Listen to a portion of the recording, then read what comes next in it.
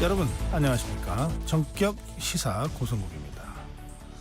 윤석열 대통령과 한동훈 대표의 면담 이후 윤석열 대통령은 추경호 원내대표를 만찬을 했고요. 한동훈 대표는 친한계와 긴급 만찬을 가졌습니다. 이 행보를 두고 여러 해석들이 나오고 있는 상황입니다. 국민의힘 강명구 의원 잠시 후에 만나서 직접 말씀 좀 듣겠습니다. 매주 수요일 찾아뵙는 코너입니다. 강대강 토론. 국민의힘 최형두 의원, 더불어민주당 백혜련 의원 두 분과 함께하겠습니다.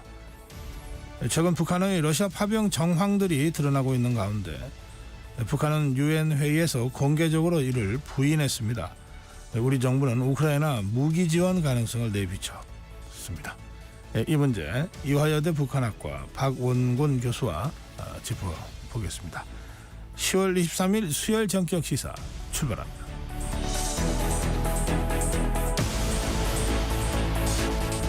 네, 전격 시사는 유튜브 라이브로 생방송 함께 하실 수 있습니다.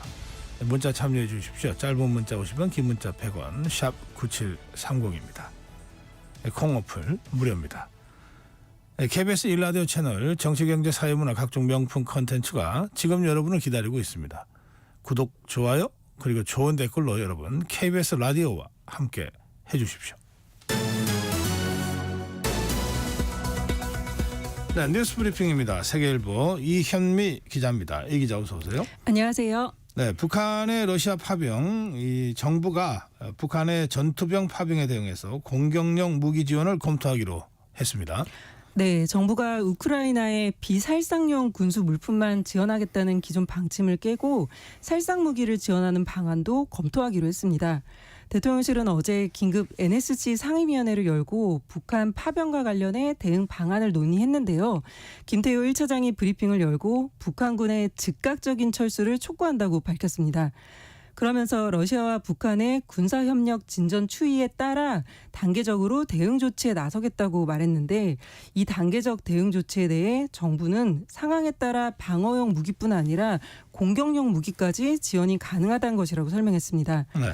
정부는 우크라이나와 러시아 전쟁에 투입되는 북한군 전력을 탐색하기 위해 우리 측 군사요원으로 구성된 모니터링단을 현지에 파견하는 방안도 검토하고 있습니다. 네. 러시아가 우크라이나를 침공한 게 2022년 2월입니다. 그러니까 2년 9개월 정도 돼 오고 있는데요.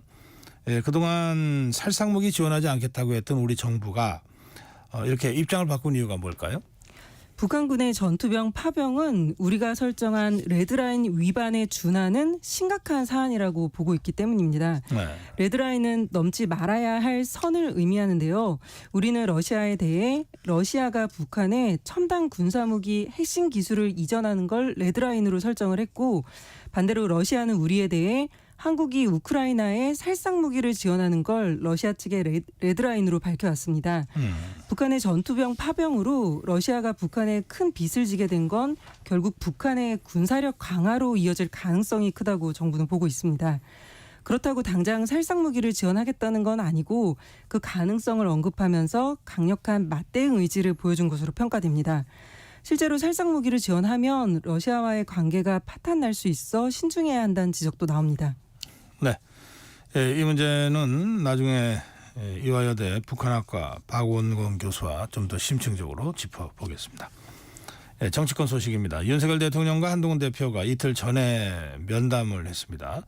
그리고 어제 보인 행보를 보면서 윤석열 대통령도 한동훈 대표도 뭐 좀 불편한 신기가 있다. 두 사람 사이에 간극이 좀 큰 것 같다. 뭐 이런 얘기들이 나오고 있습니다. 네, 윤석열 대통령은 어제 저녁 부산 금정구에 있는 범어자를 방문해 돌을 던져도 맞고 가겠다는 입장을 밝혔습니다. 그 전날 한동훈 대표와의 회동에서 김건희 여사 문제에 대해 이견을 좁히지 못한 뒤 보인 행보라 눈길을 끌었습니다. 윤 대통령은 주지스님에게 여러 힘든 상황이 있지만 업보로 생각하고 나라와 국민을 위해 좌고우면하지 않고 일하겠다고 말했는데요.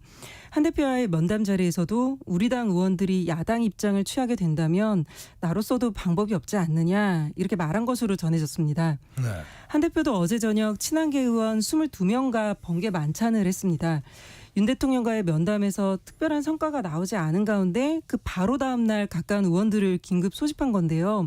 김 여사 이슈 대응에 있어 친한계 내부 결속을 다지려는 것 아니냐는 해석이 나왔습니다. 한 대표는 어제 인천 강화를 방문한 자리에선 오직 국민만 보고 민심에 따라서 문제를 해결하겠다고 말하며 기존 입장대로 전국을 돌파하겠다는 의지를 내보였습니다. 네. 이번 면담을 계기로 친윤계와 친한계의 갈등의 골은 더 깊어지는 모양새입니다. 친한계는 면담 형식과 의전을 놓고 여당 대표를 홀대했다고 비판했고요. 친윤계에선 성과 없는 회동은 한 대표가 신뢰관계를 쌓지 못한 데서 비롯됐다며 김 여사에 대한 3대 요구처럼 대통령을 공개 압박해선 신뢰를 쌓기가 어렵다는 이야기가 친윤계에서 나왔습니다. 네. 의료계 소식 전해드리겠습니다. 의정 갈등을 해결하기 위해 정치권이 제안해 온 여야 의정협의체 다음 주 출범할 가능성이 좀 보인다고요?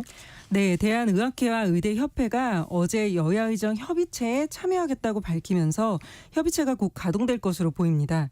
대한의학회는 각 진료과 전문의들이 참여하는 단체로 의협에 이어 두 번째로 규모가 큽니다. 의대협회는 의대 학장들이 속한 의료계 교육단체로 두 단체의 규모와 역할을 고려했을 때 의료계 입장이 충분히 반영될 것이라는 기대가 나옵니다. 두 단체의 참여로 여야의정 협의체가 출범하면 의정 갈등 사태가 발생한 지 8개월 만에 공식적인 대화가 이루어지게 됩니다. 네.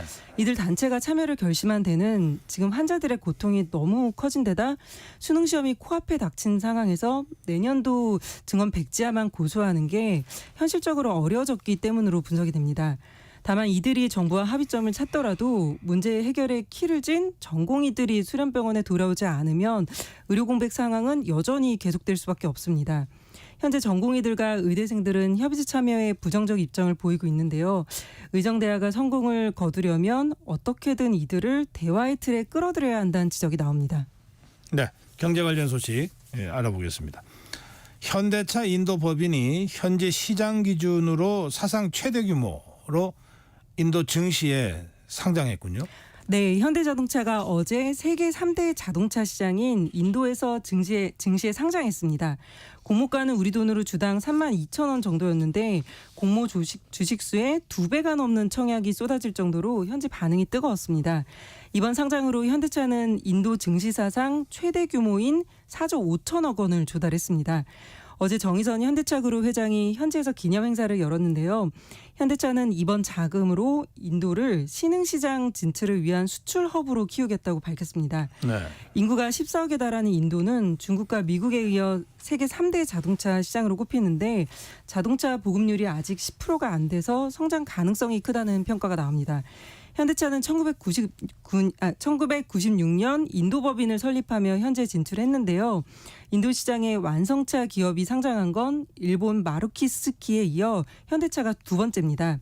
점유율도 현대차가 스즈키 다음으로 두 번째인데 현대차는 작년 기준 연간 60만 대인 인도에서의 판매 실적을 내년에는 100만 대로 늘리겠다고 밝혔습니다. 네. 내수 부진으로 정규직 근로자 수가 3년 만에 줄어들었습니다. 네, 통계청의 어제 발표에 따르면 지난 8월 기준 정규직 근로자는 368만 5천 명으로 1년 전보다 14만 명 줄어든 것으로 나타났습니다. 정규직 근로자가 감소한 건 2021년 이후 3년 만인데요. 내수 부진이 그 원인으로 지목됩니다. 반면 비정규직 근로자는 1년 전보다 33만 7천 명 늘었고요. 여성과 60세 이상 청년을 중심으로 시간제 근로자가 늘었습니다. 비정규직의 월 평균 임금은 처음으로 200만 원을 넘었지만 정규직과 비정규직의 임금 격차는 175만 원 정도로 역대 최고로 차이가 많이 났습니다. 네. 그런데 특이한 건 자발적 이유로 비정규직을 선택했다고 응답한 비율이 66.6%에 달했는데 통계청은 청년과 고령층에서 본인이 원하는 시기에 원하는 시간만큼 일하는 걸 선호하는 추세가 보인다고 설명했습니다. 아, 네. 이중근 대한노인 회장이요. 그저께 그 노인 기준을 65세에서 75세로 조정하자고 제안을 했었습니다.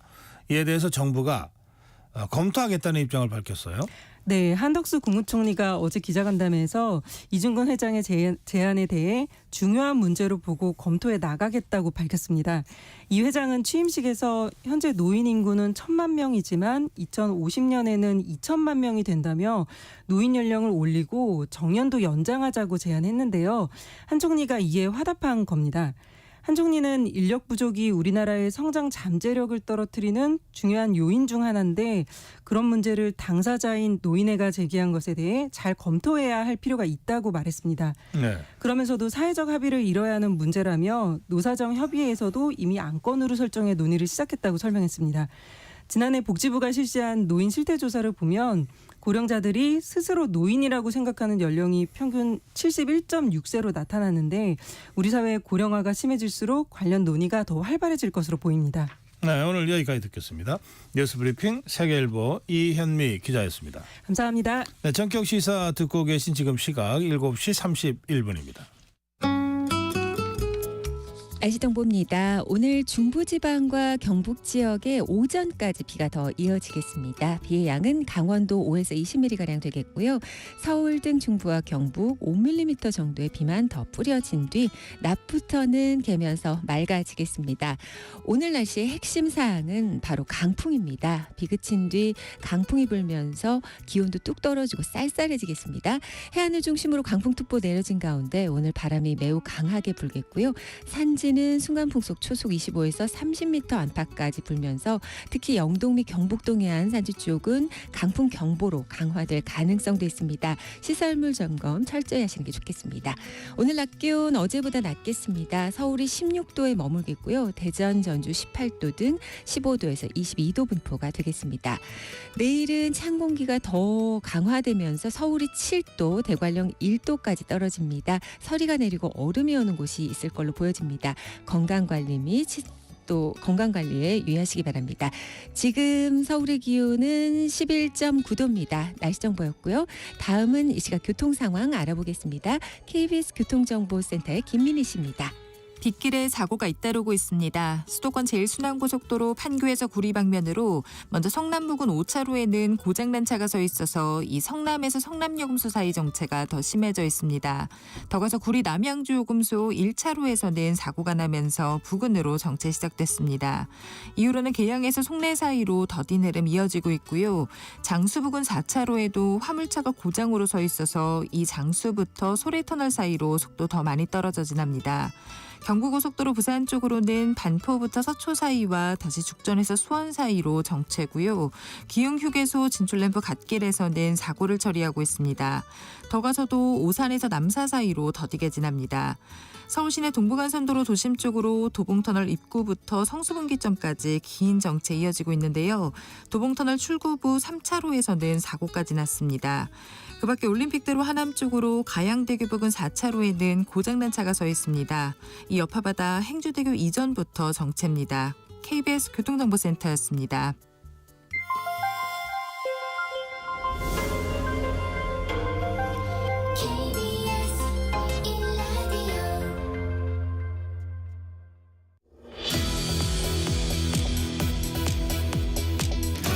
네, 윤석열 대통령과 한동훈 대표 면담 이후에 국민의힘 상황을 좀 짚어보겠습니다. 국민의힘 강명구 의원 모시겠습니다. 의원님 어서 오십시오. 안녕하십니까, 강명구입니다. 네, 이 지역구가 경상북도 구미 시을 지역입니다. 예, 맞습니다. 상임위는 어디신가요? 상임위는 정무위원회하고 운영위원회를 지금 두 개를 맡고 있습니다. 네, 두 위원회 모두 여야 격돌이 아주 심한 곳 같은데요. 네, 아주 열심히 하고 있습니다. 예, 윤석열 대통령을 직접 모시다가 국회의원이 되지 않았나요? 네, 맞습니다. 네. 3년을 모신 것 같아요. 네. 그래서 윤석열 대통령과 한동훈 대표 면담 과정, 예. 그 면담이 성사되는 과정과 실제 면담이 이루어진 과정 그 이후에 행보에 대해서 여러 가지 좀 생각되는 게 많으실 것 같은데 네네. 전체적으로 어떻게 보고 계신지요?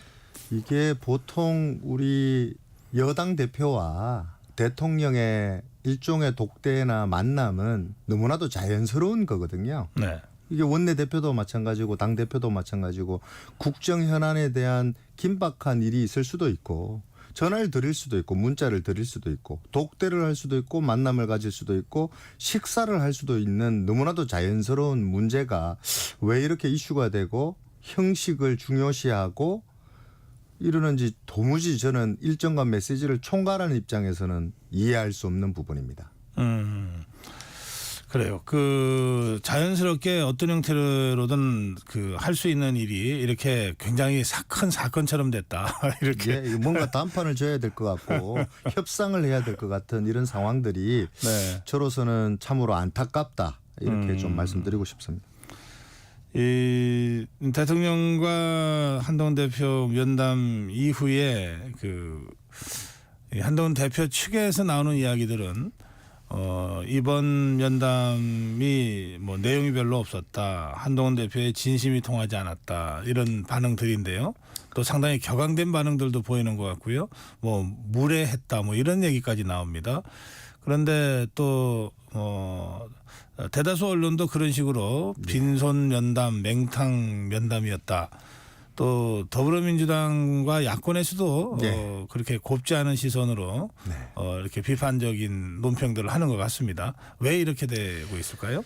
도대체 어떻게 해야만 이 진솔한 대화를 할 수 있을까요? 이게 그 한동훈 대표께서는 그 사안을 아주 적나라하게 제안을 하셨고 대통령께서는 또 신중하게 경청하셨다 그랬어요. 그거 두 부분은 다 인정하잖아요. 그런데 네. 지금 당직자를 맡고 계신 분들께서 은행을 조금 신중했으면 좋겠어요. 내가 우리 심지어 우리 전략기획부총장님도 너무나도 좋아하는 분이지만 네. 지금 당직을 맡고 계시잖아요. 갈등을 유발할 수 있는 얘기들은 좀 자제해 주시는 게 좋지 않겠나 그런 생각이 듭니다. 왜냐하면 당의 전략기획부총장이거든요. 네. 당대표의 전략기획 특보가 아니에요. 그래서 당을 위한 얘기를 자꾸 하셔야 되는데 갈등을 양상하는 얘기들로 지금 자꾸 얘기를 하시거든요. 네. 지금 우리 당원들이나 지지자들은 불안해하고 있다. 이렇게 좀 말씀드리고 싶습니다. 네. 좀 구체적으로 그 면담에서 나왔던 얘기들을 좀 이게 언론 보도된 걸 중심으로 해서 제가 질문을 좀 드릴게요. 그러니까 한동훈 대표가 그 이른바 김건희 라인의 인적 쇄신 요구를 했습니다. 그런 요구에 대해서 윤석열 대통령은 뭐 문제 있는 사람이 있으면 알려달라. 그런데 구체적인 뭐 근거와 뭐 이른바 혐의가 있어야 뭘 인사조치를 해도 할 것 아니냐. 그런 구체적인 게 있으면 비서실장이나 정무수석을 통해서 언제든지 얘기해 달라. 나는 문제 있는 사람과 같이 일하지 않는다는 걸 잘 알지 않느냐. 이런 취지로 설명했다고 네. 보도가 됐거든요. 이게 인적 쇄신이라는 건요. 그리고 특정 라인 무슨 비선 라인 이렇게 얘기했어요. 네. 그분들 제가 알고 있는 공통점은 비서관으로 선임 행정관으로 일하시는 분이라는 거가 네. 공통 분모예요. 여사님하고 좀 친하고 안부 전화 좀 한다고 해서 비선입니까? 안부 전화 할 수가 없나요? 안부 전화해서는 안 되나요? 가깝게 지내면 안 되나요? 도대체 어떻게 규정 짓고 기준을 삼을 수 있는지 한번 여쭤보고 싶어요. 그런데 자 오케이. 지금 당 지지율이 낮고 대통령 지지율이 떨어졌으니 인적 쇄신하자. 그러면 이게 특정 라인의 문제이기 때문에 인적 쇄신하자고 얘기하면 안 되죠. 정책 쇄신을 하자. 국정 쇄신을 하자. 그렇기 때문에 인적 쇄신을 하자고 얘기를 해야 되지. 특정 라인들이 다 망쳐놓고 있다. 이게 여사 라인이다. 비선이다라고 몰아붙이는 거는 민주당이 쓰는 나쁜 수법.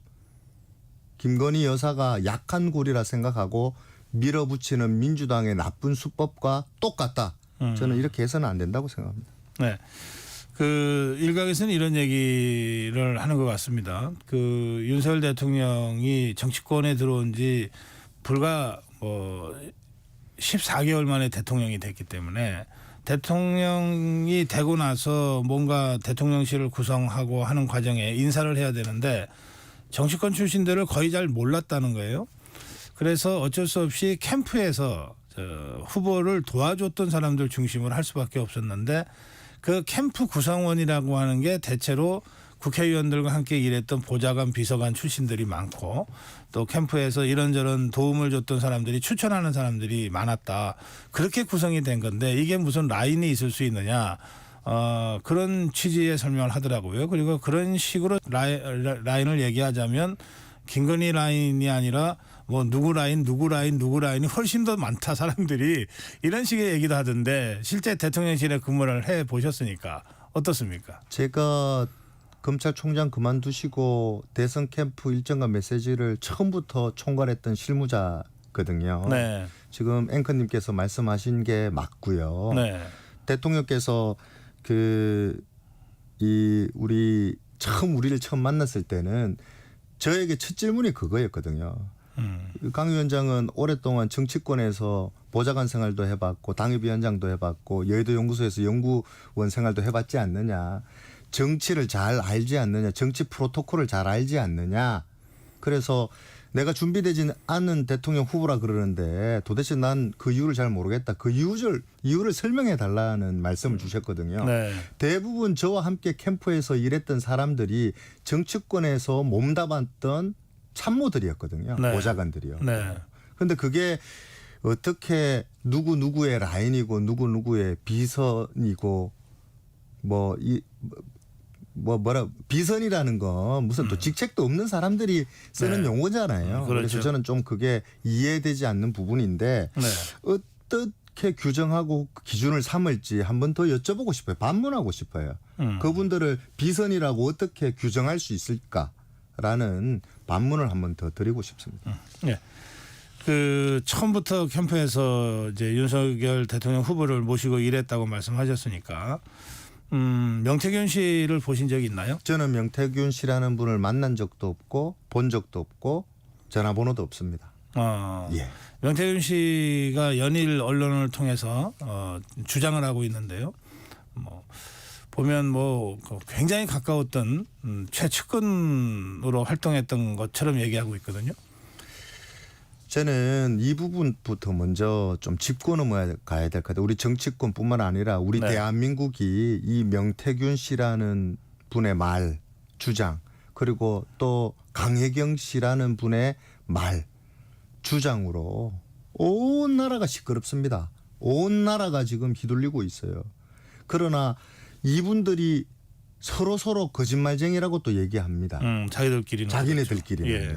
도대체 어떤 말을 믿어야 되고 어떤 주장을 진실로 받아들여야 될지 여의도에서 일하는 저조차도 이렇게 혼란스러운데 국민들은 어떻게 했느냐라는 생각에서 예. 이제 우리 좀 더 냉정하고 차분해질 필요가 있지 않겠느냐 이렇게 생각합니다. 예. 그 김건희 여사의 그 대외 활동을 자제해달라 또는 아예 중단해달라 이런 요구도 한동훈 대표가 언론을 통해서 공개적으로도 했고 또 면담에서도 한 것으로 알려졌습니다. 이 부분에 대해서 윤석열 대통령은 그 집사람이 많이 힘들어하고 있다 이미. 네. 그리고 이미 많이 자제하고 있다. 역대 영부인들의 어떤 이 준칙을 참고로 해서 거기에서도 최소화하고 있다. 그리고 앞으로 더 자제할 거다. 이런 설명을 했다 그러는데 그거 어떻게 들으셨습니까? 지금 그 여사님에 관한 의혹 13가지입니까?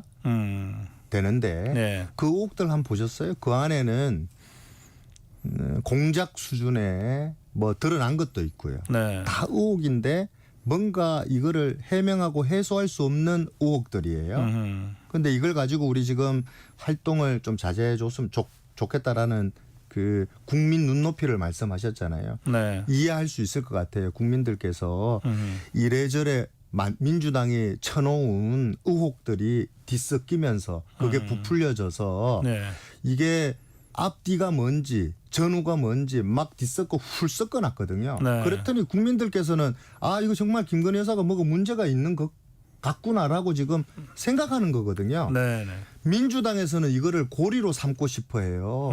제일 약한 고리가 김건희 여사라고 지금 생각하는 것 같아요. 네. 거기를 공격해서 탄핵으로 하야로 정권 퇴진 운동으로 이끌어 가고 싶어 하거든요. 네. 왜냐하면 이재명 대표의 1심 판결이 곧 나오지 않아요. 그래서 이거를 그렇게 삼는 것 같은데 활동 중단 말씀하셨어요. 자제하고 계신 것 같아요. 지금 한 달 정도 지금 안 나오고 계신데 그런데 우리가 외교 활동은 어떻게 해야 될까요? 영부인의 공식 일정이라는 게 있고 상대 정상의 파트너가 다 있는데 그 일정을 무시할까요? 국익 차원에서 이걸 어떻게 해야 될까요? 이 부분을 또다시 한번 반문하고 싶습니다. 네. 국익을 버리고 활동을 중단해야 되는 게 맞는 건지 아니면 이런 부분들은 허용하면서 활동을 중단하라고 말씀해야 되는 건지 저는 이 부분을 다시 한번 반문하고 싶고요. 예. 일국의 대통령에게 찌라시 수준의 내용 가지고 이 지금 여러 제안들 있잖아요. 인적 쇄신이다. 뭐다. 의혹들. 이거는 여당의 본질을 얘기해야 될 것 같아요. 아. 우리 여당의 본질은요. 지금 저 말도 안 되는 의혹을 가지고 대통령 탄핵하겠다고 덤비는 저 사람들에게 당대표뿐만 아니라 모든 우리 여당의 국회의원들, 정치인들, 당원들 똘똘 뭉쳐서 최전선에 싸서 이 입법 폭주를 막아내고 저 민주당의 그 선동 정치를 막아내라고 지금 국민들, 우리 당원들은 명령하고 계신데 네. 당대표의 리더십이 간절히 필요한 시점이라고 생각합니다. 말씀하신 대로 의원님 말씀하신 대로 오늘 아마 저 폴란드의 두다 대통령 부부가 국빈 초청으로 방한을 하는데 당장 국빈 방문이면 그 외교적 의전이 있잖아요. 폴란드 대통령 부부가 왔으니 윤석열 대통령 부부가 어쨌든 응접을 해야 되는데 그럼 당장 이거를 자제하라는 거냐 지금 이런 그 말씀 반문을 하고 싶다 이런 말씀이시군요. 예. 자 그리고 지금 말씀하셨는데요. 한동훈 대표가 이런 말을 했다고 그럽니다. 대통령과의 면담에서 지금까지는 김건희 여사 특검법을 막았는데 그런데 힘들었다. 그런데 뭔가 특단의 조치가 없으면 다음에도 이걸 막아낸다고 자신할 수가 없다. 이제 일각에서는 뭐 이건 거의 대통령을 압박을 넘어서 협박한 것 아니냐 이런 식의 주장도 있던데요. 그거 어떻게 보십니까? 우리가 3주 전인가요? 네. 이게 김건희 여사 특검법하고 최상병 특검법 우리 폐기시켰어요. 네. 그때 한동훈 대표께서 이렇게 얘기하셨어요. 특검법은 반드시 막아내야 한다. 야당의 전행이 가능한 법이다. 말도 안 되는 법이다. 우리 이거 반드시 막아내야 한다라고 얘기했어요. 지금 대통령님하고 여당 대표께서 약간의 갈등이 빚는다고 해서 그렇게 3주 전에 말씀하신 거를 뒤집어서 국회의원의 양심에 따라 투표해야 되잖아요. 양심을 버리고 투표해야 될까요? 그리고 한 대표께서 여당의 결단 운운하는 거는 이건 민주당 너무 좋게 만들어주는 거 아닌가요? 민주당이 바라는 일을 지금 우리가 하고 있는 거 아닌가 하는 정말 초선 의원이 봤을 때는 우려의 이 마음을 꼭 전달해 드리고 싶다. 네. 그 면담에서 대통령이 그런 얘기를 했다고 알려져 있습니다. 그러니까 이를테면 이제 야권에서 정쟁으로 대통령을 공격하고 대통령 가족을 공격할 때 그걸 어떻게 일일이 대통령이 직접 대응할 수 있느냐. 여당이 좀 나서서 대통령실이 뭔가 사실관계를 확인하면 여당이 나서서 함께 좀 방어도 해주고 함께 투쟁도 해주고 싸워줘야 되지 않냐 하고 한동훈 대표한테 그 부탁하듯이 했다는 식으로 보도가 되고 있습니다. 그거는 그만큼 집권당이 자기 역할 제대로 못한다고 하는 답답함을 대통령이 갖고 있다는 뜻 아닌가요? 아까 말씀드렸다시피 네. 우리 당원들이 지지자들이 대통령 망하라고 한동훈 대표 세운 거 아니거든요. 우리 탄핵을 경험한 당이에요.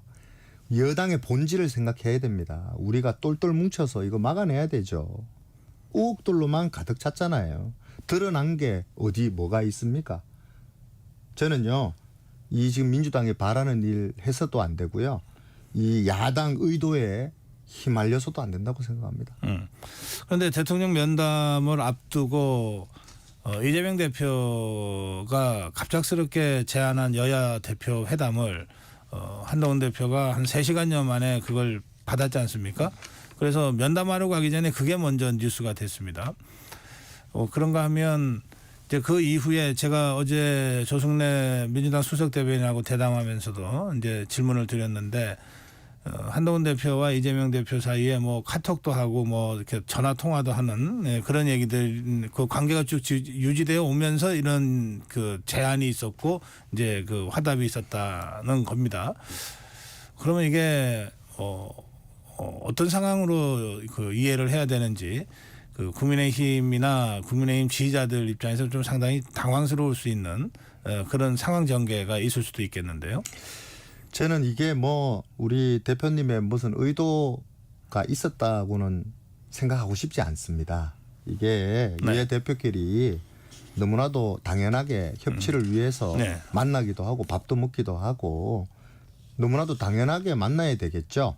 그런데 아마 제 생각에는 이재명 대표의 경우도 우리 대통령님과 우리 여당 대표께서 만남을 지금 약속하고 있는 상황에서 그 스포트라이트를 받는 거를 본인도 좀 받고 싶어 한 거 아닌가라는 좀 뭐 생각이 좀 들고요. 예. 또 하나는 대통령과 여당 대표의 균열을 좀 노린 측면이 있지 않았나 뭐 네. 이런 생각이 드는데 어쨌든 제가 봤을 때 이재명 대표의 원론적인 제안 그리고 한동훈 대표의 원칙적인 수용이었다라고 보고요. 네. 이걸 가지고 우리 한동훈 대표도 제 입장에서는 국민의힘 당대표기 때문에요. 네. 이거를 뭐 우리 지금 자꾸 친윤이다 친한이라 그러는데 네. 세상에 친한 친윤이 어디 있습니까? 지금 100발석 가지고요. 국민의힘 당원들이 그렇게 얘기합니다. 자꾸 니들 친한이니 친윤이니 지금 말이 되느냐라고 얘기해요. 저 민주당 봐라. 네. 똘똘 뭉쳐서 지금 선동 정치하면서 탄핵으로 가고 있는데 늘 뭐 하고 있냐라고 지금 지적하고 계시거든요. 지금 우리 그 이재명 대표의 제안은 원론적인 제안이었고 우리 한동훈 대표는 원칙적인 수용이었다라고 저는 그냥 그렇게 해석하고 싶습니다. 예. 우리 강명구 의원은 친한 친윤이 어디 있냐 이렇게 말씀하시지만 그 면담 이후에 한동훈 대표가 그 뭐 번개 미팅이라고 그러죠. 이른바 친한계 의원들 또 친한계 인사들 한 20여 명하고 어제 만찬을 했다는 겁니다. 그러면서 이미 그 어제 하루 동안에 이 친한계 대통령 한동훈 대표와 가까운 사람들이 언론에서 쏟아낸 얘기들이 있잖아요. 그런 얘기들이 만찬을 통해서 좀 폭발했을 것이다. 뭐 그런 짐작들을 하게 하는데 혹시 뭐 말씀 들으신 거 있습니까? 얘기 들은 바는 없는데 네. 정말 우려스러운 얘기는 네. 갈등의 양상을 만드는 말들 있잖아요. 네. 이게 제일 문제인 것 같아요. 지금 똘똘 뭉쳐야 될 때 아닙니까? 원팀으로 저 망망대해 이 바다 위에 홀로선 돛담배와 같은 거라고 생각해야 돼. 이게 지금 남 얘기할 때가 아니거든요. 우리가 지금 남 얘기하듯이 지금 평론하듯이 얘기를 한다는 지적들이 많잖아요. 지금 그럴 시기 아니라고 봅니다. 저는요. 초선 의원 눈에도 그렇게 보입니다. 제가 보좌관 생활부터 오랫동안 이 정치권 여의도에서 수많은 선배들의 흥망성쇠를 봤습니다. 이거 유례가 없는 일들이에요. 옛날 친이 친박 때보다 더 무서운 싸움을 지금 벌이겠다는 건데 네. 우리 당원들 지지자들은 바라지 않습니다. 지금 당원들과 지지자들은요. 똘똘 뭉쳐라라고 말하고 있어요. 그거 우리 선배님들, 우리 당 대표님께서 그 이 초선의 진정성을 좀 받아들이시기를 당부드리겠습니다. 네. 강명구 의원 오늘 여러 차례 강조해서 말씀하셨는데 더불어민주당 야권이 지금 윤석열 대통령 탄핵을 구체적인 또 직접적인 목표로 움직이고 있다 이렇게 보시는 거죠? 예. 12월 2일 날 장외 집회하겠다는 거잖아요. 네. 지난번에 2주 전인가요? 우리 민주당 최고위원회의에서 송순호 최고위원께서 마이크를 잡았어요. 네. 이재명 당대표가 원래는 먼저 마이크를 잡고 얘기를 해야 되는데 먼저 하시라 했어요. 네. 거기서 대통령 하에 얘기했습니다. 그 주장을 냈어요. 이재명 대표께서 뭐라 얘기했냐. 이거는 우리의 당의 뜻은 아니다. 치고 빠졌습니다. 그런데 장외 집회를 지금 원내에서도 이렇게 난리를 치는 이 민주당께서 장외로 나가겠다는 거예요. 장외 나가서는 뭔 얘기하겠습니까? 반드시 한번 보십시오. 장외 나가서 피켓에 아마 윤석열 탄핵, 하야, 네. 정권 퇴진 문구 나올 겁니다. 수위를 점점 더 높일 거예요. 왜? 이재명 대표 1심 판결이 곧 나오기 때문에 더 수위를 높일 거다. 그렇게 생각합니다. 네. 야권은 그렇게 움직이는데 국민의힘은 이 평론 정치나 하고 있어서 되겠느냐, 서로 이 개파 싸움이나 하고 있어서 되겠느냐 하는 엄중한 이 정치 상황을 좀 인식하자, 이런 취지의 말씀. 네. 예, 그 말씀으로 오늘 마무리 말씀으로 듣겠습니다. 예, 말씀 잘 들었습니다. 고맙습니다. 감사합니다. 네. 국민의힘 강명구 의원과 말씀 나눴습니다. 전격 시사 1부 여기서 마치겠습니다.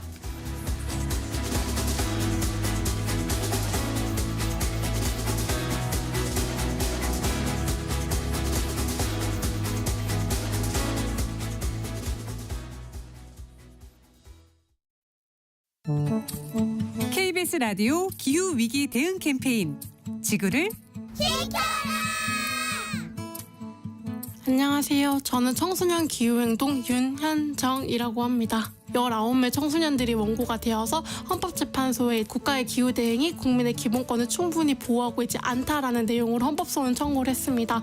그리고 얼마 전 8월 달에 이제 승소 판결이 최종으로 나오게 됐는데요. 4년이 넘는 시간 동안 진행하다 보니까 되게 승소 판결을 만들어내기 위해서 정말 많은 고민을 했던 것 같아요. 왜냐하면 4년이라는 시간이 절대 짧은 시간이 아니잖아요. 사실 개인이 할 수 있는 것들의 힘은 절대 작지 않다고 생각을 해요.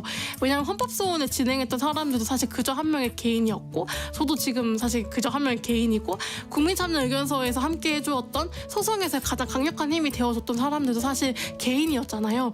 근데 그런 사람들의 말과 이야기가 모여서 사실 이 헌법소원의 승소가 가능했다고 생각을 하거든요. 그래서 개인이 할 수 있는 것들은 사실 늘 약간 일상적인 실천 혹은 일상의 영역에서 탄소 감축을 위한 행동만이 제한이 되는데, 사실 더 큰 힘은 개인이 모두 이 사회를 이루고 있는 주체라는 점에 있는 것 같아요. 기후위기 대응 정책의 지지를 보낸다거나, 기후위기에 대한 기사를 찾아보고 거기에 대해서 뭐 공유를 많이 한다거나, 캠페인에 참여를 한다거나, 혹은 뭔가 설문조사가 있을 때 나는 기후위기 대응 정책에 되게 많은 힘을 실어주고 싶고 이 문제 되게 중요하게 바라보고 있어 라는 식으로 말하는 게 사실 저변, 사회적 지지 혹은 기후위기에 대한 영역을 확장해 나가는 거잖아요.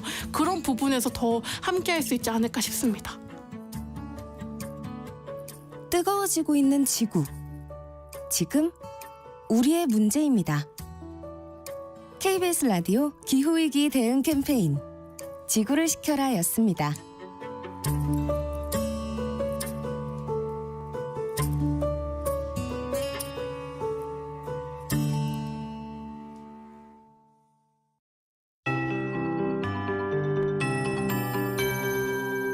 KBS 58분 날씨. 오전 7시를 기해 서해 먼바다의 특보가 풍랑경보로 한 단계 격상됐습니다. 전국 대부분 해안 지역의 강풍특보, 해상에는 풍랑특보가 발효돼 있습니다. 해안가의 야영객들은 고파도의 위험을 피해서 안전한 곳으로 이동하시는 게 좋겠습니다. 오늘 오후부터 강원 동해안과 경상권 해안의 너울성 파도 또한 높겠습니다. 절기상 상강인 오늘 오전까지 중부와 경북 지역으로 약한 비가 내리다가 전국적으로 낮부터는 맑아지겠습니다. 비 내린 뒤 쌀쌀해지겠습니다. 오늘 해안 위주로 전국에 바람이 강하게 불겠는데요. 기온도 떨어져서 낮 기온 서울 16도, 강릉 대구 19도, 대전 전주 18도 등 전국적으로 15도에서 22도에 머물겠습니다. 내일 아침에는 서울이 7도, 대광역 1도까지 떨어지겠습니다. 내일은 서리가 내리고 얼음이 오는 곳까지 있겠습니다. 건강관리 및 농작물 관리에 유의하셔야겠습니다. 반짝 추위입니다. 내일은 낮 기온이 서울 19도 등으로 올라가면서 일교차가 크게 벌어지겠습니다. 큰 일교차도 주의해 주셔야겠습니다. 또 오늘 오전까지 중부와 경북으로 약한 비가 오락가락 하겠고요. 현재 대부분 해상에 풍랑특보 내려져서 전 해상으로 최대 4m의 높은 파도가 일겠습니다. 지금 서울의 기온은 11도입니다. 강혜정입니다.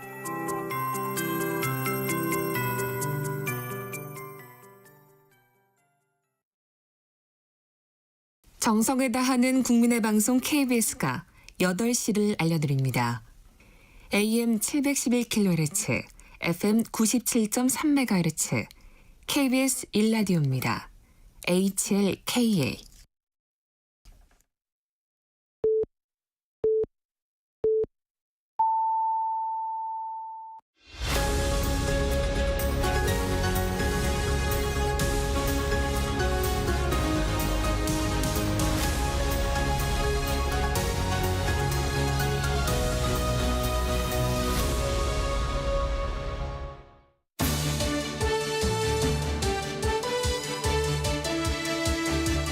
네, 한 주의 한가운데서 원내 현역 의원들이 강하게 맞붙는 강대강 토론입니다. 함께 해주시는 두 분 소개합니다. 국민의힘 최형두 의원 나오셨습니다. 어서 네, 안녕하십니까. 네, 더불어민주당 백혜련 의원 나오셨습니다. 어서 오십시오. 안녕하세요.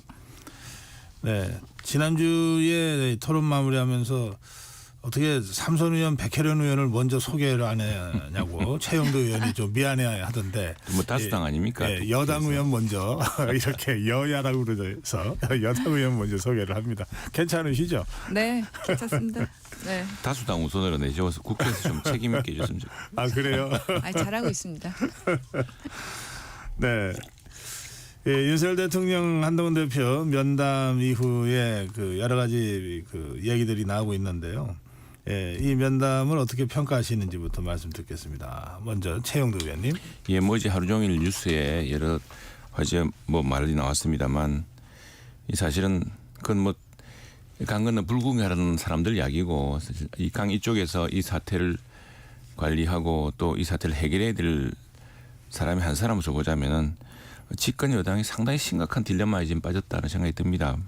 그래서 한 문장으로 요약하자면 집권 여당의 딜레마다. 이 문제를 함께 풀어야 되는데 대통령실이나 또 여당이나 그걸 풀어내는 방식이 너무 서투른 것 같다는 생각이 듭니다. 그래서 많은 국민들 특히 사진 같은 이런 것들은 사진도 중요한 메시지인데 사진을 몇 개의 사진을 공개했다는데 왜 그런 사진을 그런 식으로 공개 안 하는 그런 아쉬운 것은 표피적이라고 한다면은 기본적으로는 지금은 국제정세 미국 대통령 선거가 지금 임박했습니다. 어떻게 되느냐에 따라서 지금 안보 상황이나 여러 개 뒤바뀔 수가 있고 특히 지금 북한군이 우크라이나 전쟁에 러시아 편으로 참전을 해서 지금 유라시아 대륙의 정세를 흔드는 그런 판국입니다. 경제는 경제대로 어렵고 그런데 국정감사라고 하는 곳에서는 정작 우리나라의 민생과 또 미래보다는 지금 당장에 이재명 대표 또 윤석열 대통령과 김 여사 이런 이야기만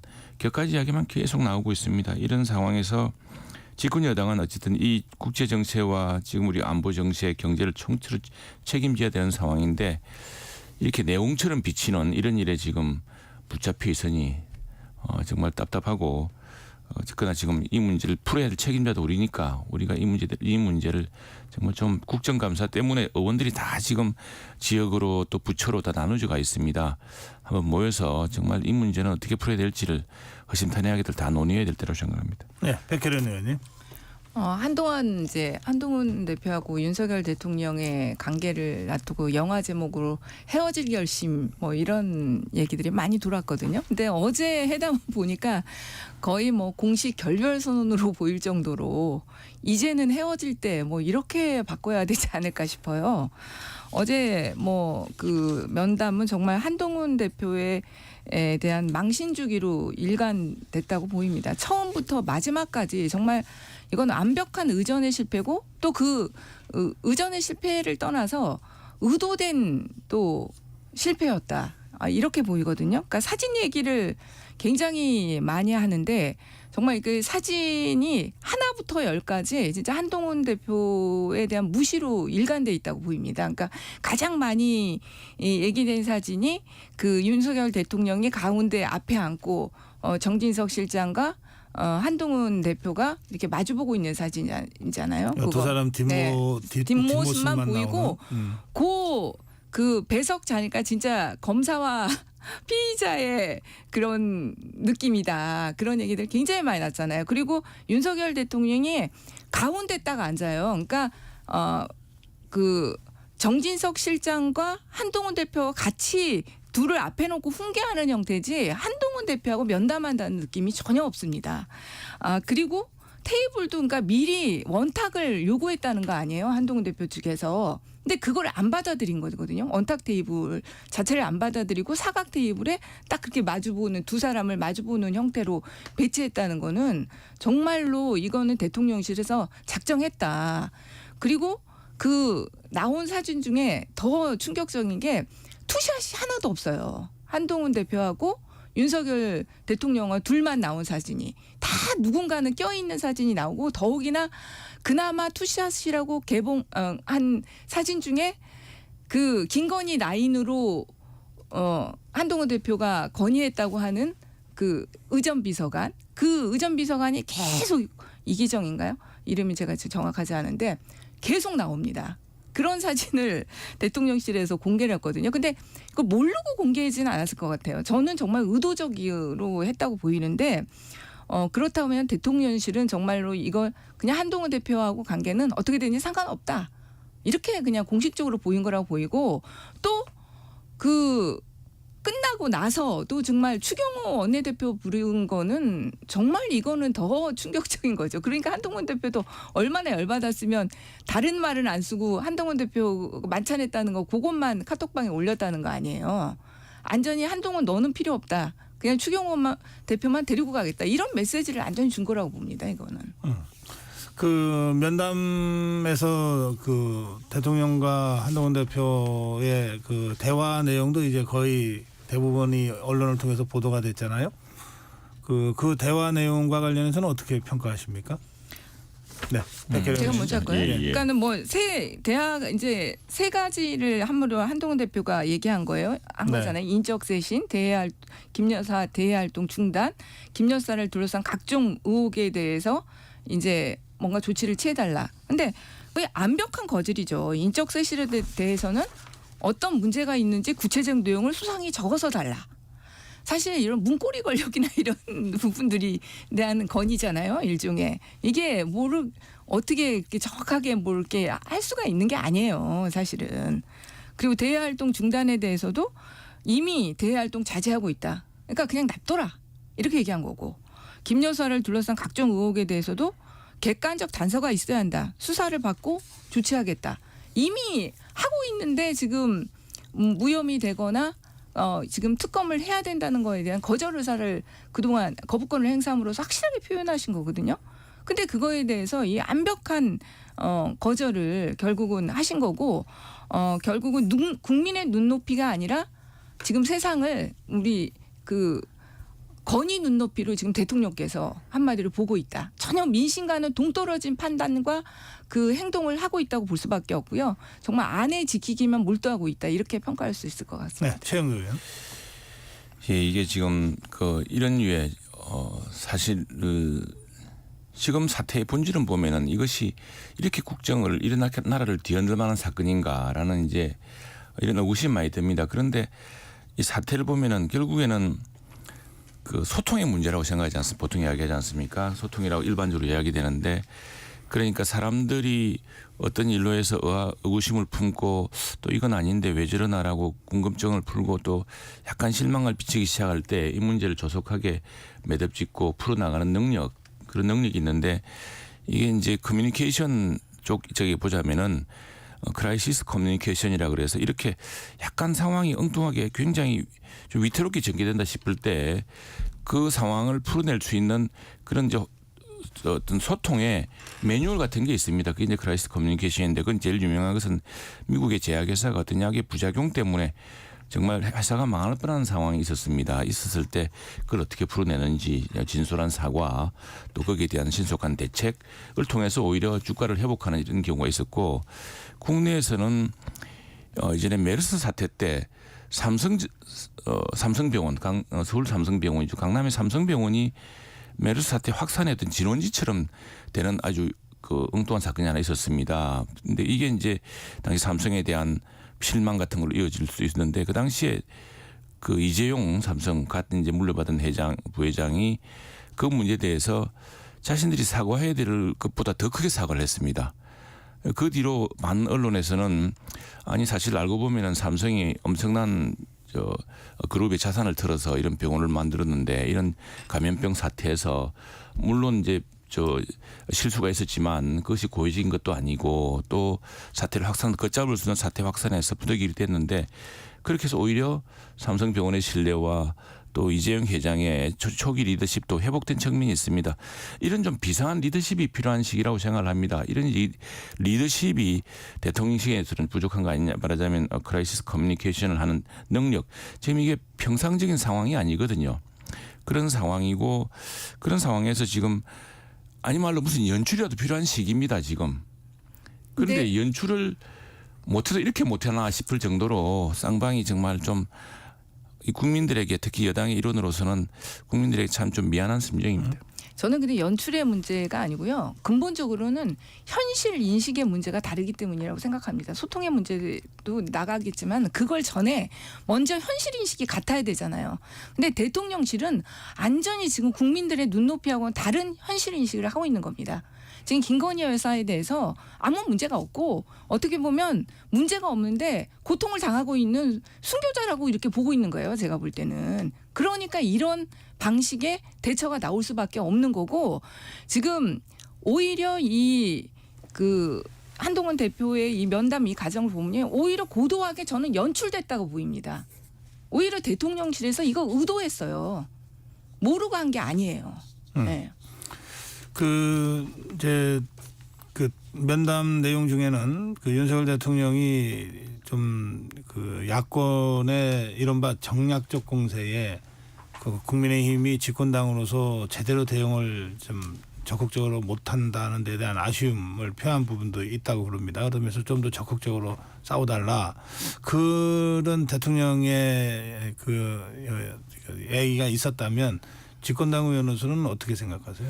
집권당 의원으로서도 사실 이번에 보면 이번 주제는 크게 보시면 한쪽에서는 민주당에서는 우리 대통령실 특히 이제 김 여사를 둘러싼 여러 소문과 또 무슨 최근에 그 몇 가지 강혜경 씨인가요? 강혜경 씨의 주장 뭐 이런 것들이 이제 그 이슈가 되고 있고 우리는 우리대로 지금 임박한 이재명 대표의 1심 재판을 앞두고서 지금 자꾸 드러나고 있는 또 그동안 또 묵혀져 있던 이런 문제에 대해서 공세를 벌이는 그런 상황이 되고 있지 않았습니까?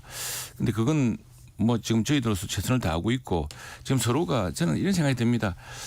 어떤 모든 권력은 외부의 침입이 아니라 내부의 분열로 망한다는 말이 있습니다. 모든 권력은 내파한다는 말이 있습니다. 외침으로 무너지는 것이 아니라. 그래서 사실은 이 문제는 우리 당도 그렇고 또 당 지도부도 그렇고 대통령실도 좀 심각하게 생각해야 됩니다. 저는 쌍방에 다 책임이 있다고 생각을 합니다. 그렇게 하는데 지금 대통령의 이제 그 말 한마디만으로 이제 무슨 여당에 뭘 대해서 문책했다 뭐 이런 이야기는 아닌 것 같고 뭐 소원함이 있을 수 있겠죠. 그리고 지금 이 사태의 본질이 무엇이냐에 대한 이야기 있을 수 있는데 근데 이제 본격적으로 대통령실의 고민은 지금부터 시작됐다고 생각을 합니다. 그날 회동에 대한 이제 국민들의 지금 여러 가지 따가운 시선도 보고 있을 테고 또 어저께 사실은 그 회의 직후에는 미팅 면담 직후에는 양쪽에 뭐 브리핑도 없었지 않았습니까? 없었는데 회의 직후에 이제 용산 대통령실에서 나온 이야기가 대외 활동 중단에 대해서 이미 김 여사도 많이 힘들어하고 있고 자제하고 있다고 해서 사실상 부분적으로 수용했다고도 볼 수 있는 이야기고 이거는 이제 앞으로 어떻게 이 문제를 진전시킬 것인가는 대통령실에서 좀 더 치밀한 답변을 내놔야 될 것 같습니다. 그리고 뭐 객관적 단서가 있어야 한다. 수사를 받고 조치하겠다. 이 문제도 완전히 그러니까 이 문제를 백지로 배관시한 것이 아니라 그 문제에서도 일정하게 수용하겠다는 이런 취지로 받아들여집니다. 예. 그래서 이 문제의 심각성은 용산 대통령실에서 더욱 적극적으로 더욱 선제적으로 판단하기를 기대하고 또 그렇게 할 것으로 생각합니다. 예. 네, 뭐 최영두 의원님 입장에서는 그걸 부분적 수용 뭐 이렇게 말하실 수밖에 없는 또 입장이시겠지만은 어느 국민이 그걸 그렇게 받아들일까? 이거는 뭐 언론의 평가도 그렇고요. 이미 완벽한 거절이다. 그건 이렇게 평가를 할 수 있을 것 같고요. 어제 말로는 당의 서운함을 표했지만 결국은 한동훈 대표에 대한 서운함, 한동훈 대표를 꾸짖은 거예요. 왜 적극적으로 나서서 나 방어하지 못하고 그러냐. 한마디로 그런 의미였다고 보이고요. 당을 보는 시각도 좀 문제라고 생각하거든요. 그러니까 당과 대통령의 관계가 수평적 관계가 아니라 수직적 관계로 인식하는 그런 것이고 당은 대통령실을 보호하는 방파제 그리고 또 뭐 거수기 이렇게 인식하고 있는 또 시각을 드러낸 거 아닌가 싶어요. 네. 네. 그런데 그 대통령과 이 한동훈 대표의 면담이 있던 날 오전에 이재명 더불어민주당 대표가 좀 갑작스럽다 싶게 여야 대표 회담을 제안했어요. 공개적으로 최고위원회의에서. 그리고 그것을 한 3시간여 후에 한동훈 대표가 그걸 또 수용했습니다.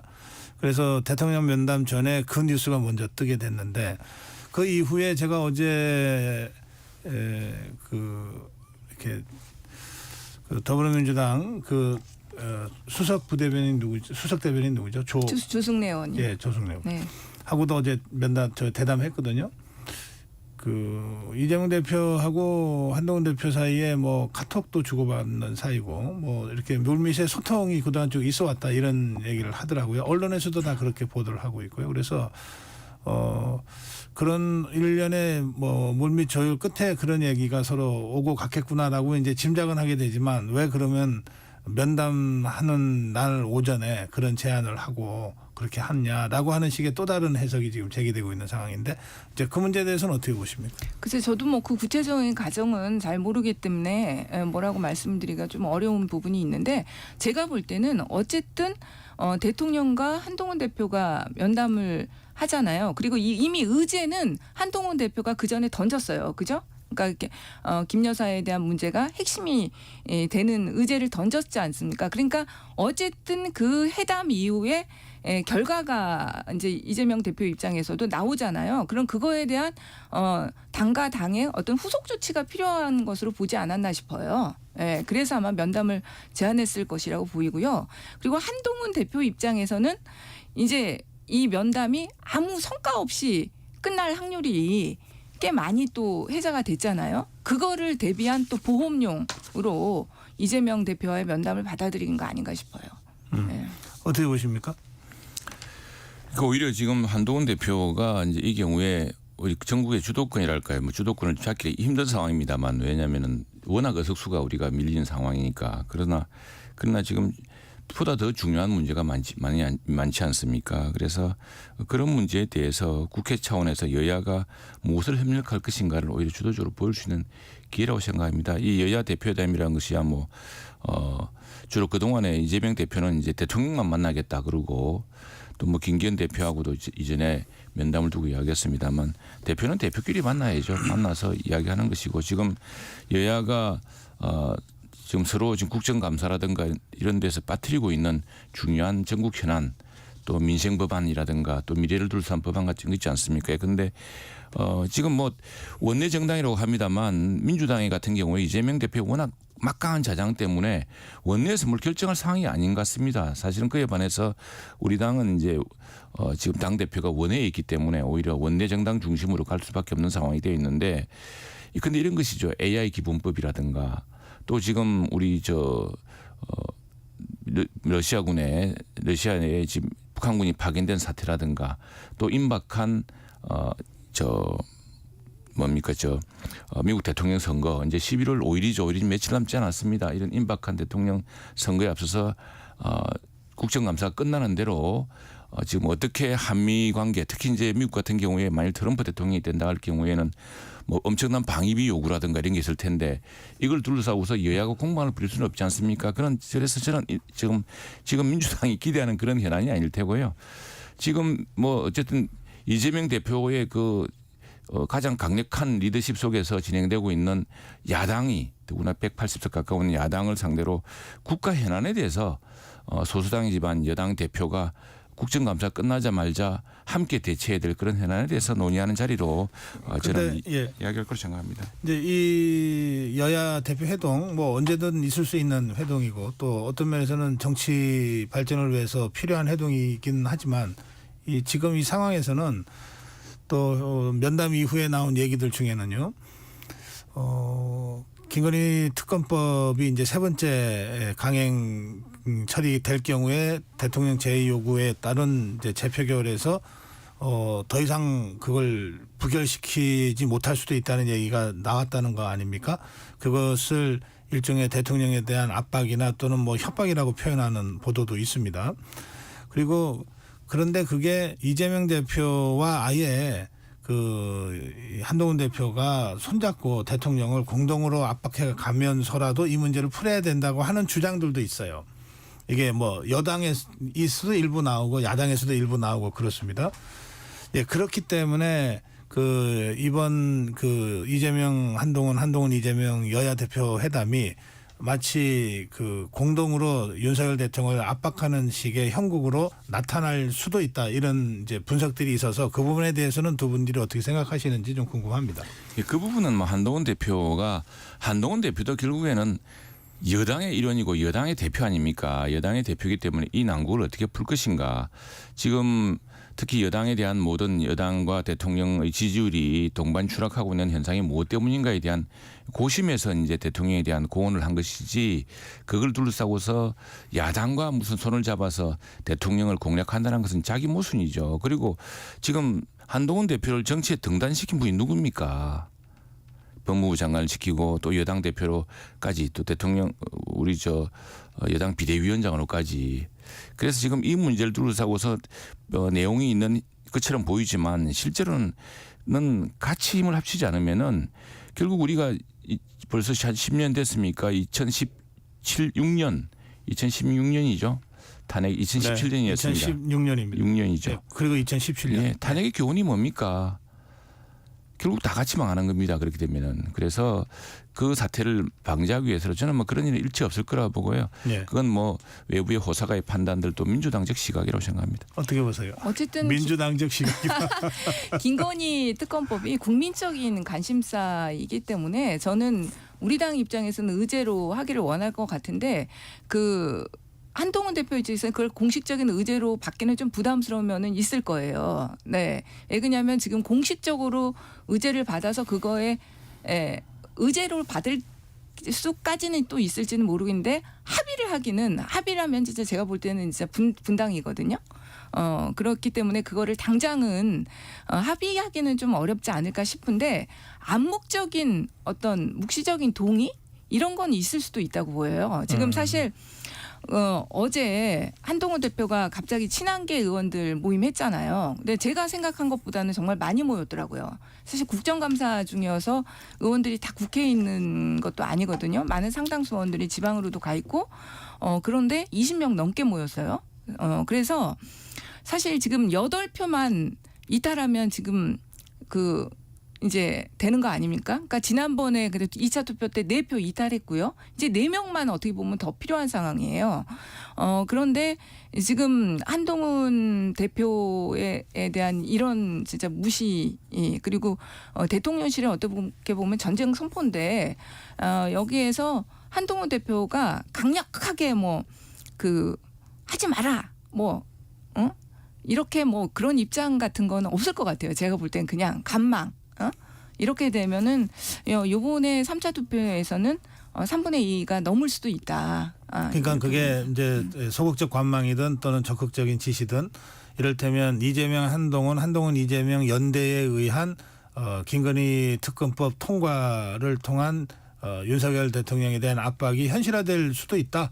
연대라고 연대라고까지는 없을 것 같은데, 지금 그거는 서로 간에 묵시적인 거 있을 수도 있네. 근데 지금 한동훈 대표만이 아니라 친한계 의원들의 자발적인 그거에 의한 저가 될 수는 있죠. 그리고 그거는 그렇게 객관적으로도 전망하시지만 더불어민주당 입장에서는 그거 나쁠 거 없다. 사실은 그렇게 됐으면 좋겠다, 이런 생각도 좀 하시는 거 아닌가요? 국민당 입장에 한동훈 대표를 계속 응원하고 있잖아요. 더불어민주당에서. 응원하진 않습니다. 저희는 응원하진 않는데 좀 받아갖고 나와라든지. 근데 그거는 당연하죠. 네. 한동훈 대표가 그동안 계속 대표 되면서도 그 제3자 특검을 본인 스스로가 얘기를 했잖아요. 어떻게 보면 국민 앞에서 약속을 한 거예요. 그런데 계속해서 사실 그걸 못하고 있는 거거든요. 그래서 지금이라도 저는 한동훈 대표가 본인이 말했던 거를 실천했으면 좋겠어요.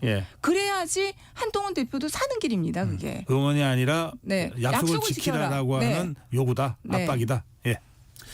그 한동훈 대표는 지난번에 그 표결을 앞두고서도 의원총회에 와서 이거 위헌적인 법률이기 때문에 단호히 거부해야 된다고 이야기를 했습니다. 지금 그러니까 한동훈 대표가 용산을 떼고 지금 이야기하고 있는 것은 여당의 대표로서 지금 국민들이 여러 가지로 지금 상당히 실망하고 있고 또 국민들의 또 우리 지지자들이 빨리 이 문제를 좀 매듭지키기를 바라는 심정을 대신해서 표현한 것일 뿐이지 이것을 가지고서 야당과 해서 정권 자체를 궁지에 빠뜨리겠다라는 이런 그 이야기는 전혀 아니고요. 그거랑 전혀 다른 부분입니까?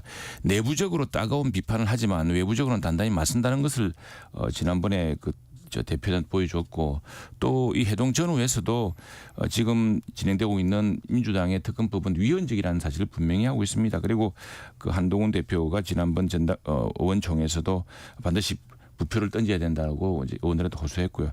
사실은 지난번에 난 내표라는 것이 그 우리 당에서는 그 누구 표인지를 지금 못 찾고 있습니다. 예컨대 그래서 그게 친한계 표는 아니라고 보는 것이 왜냐하면은 그 당시 한 대표가 분명하게 이 문제는 우리가 함께 가야 되는 표라고 이야기했기 때문에 그 내부에 뭐 그렇다고 해서 그리고 친한계라는 게 뭐 단단하게 결속력을 가지고서 무슨 그런 지금 그것으로 맺어진 것도 아니기 때문에 뭐 그걸 알겠습니다. 예, 그래서 그러니까 한동훈 그 부분은 대표가 그 당시에는 원내 기반이 너무 약하기 때문에 그렇게 갈 수밖에 없었던 건데 아니죠. 사실은 본인이 그거는 그 한동훈 대표가 말했던 제3자 특검 법안이 법안으로만 나왔으면요. 우리 당에서는 저는 찬성했을 거라고 봅니다. 그렇지 않죠. 네. 특검법 보면은 민주당이 특검을 다 고르겠다는 것이고요. 지금도 그런 내용인데 이 문제에 대해서는 뭐 한동훈 대표의 입장은 적어도 그것은 그 입장에 대해 명확하다 생각합니다. 알겠습니다. 예.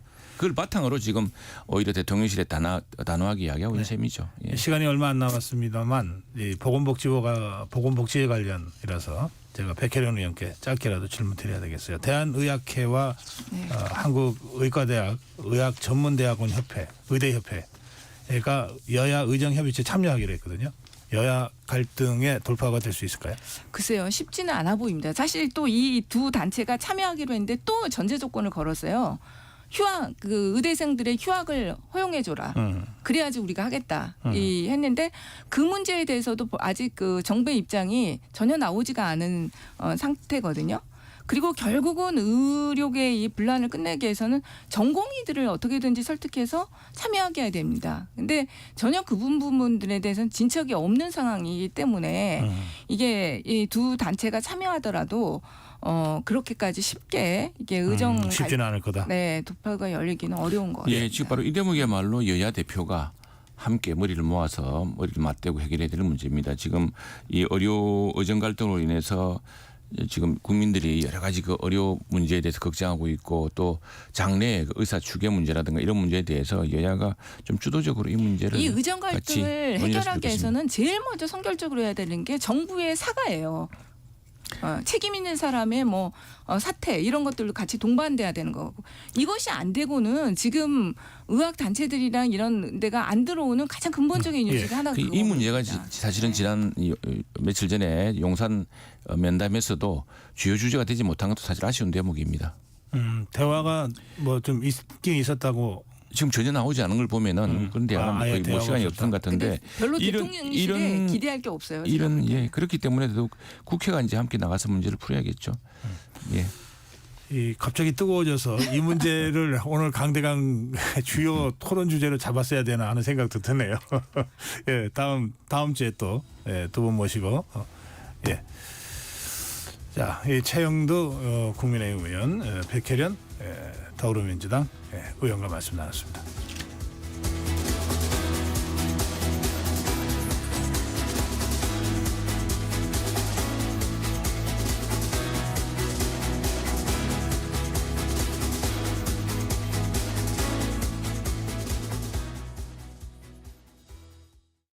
잠시 후 8시 반부터 일부 지역국에서는 해당 지역 방송을 보내드립니다. 워렌 버핏은 가치 투자, 필립 피셔는 성장주 투자, 피터 린치는 장기 투자. 방법은 달라도 목표는 하나. 성기영의 경제쇼가 성공의 길로 안내합니다. 깊이 있게, 명쾌하게, 지금 이 시대 경제에 관한 모든 것을 알려드립니다. 평일 오후 4시 5분 성기영의 경제쇼와 함께하십시오.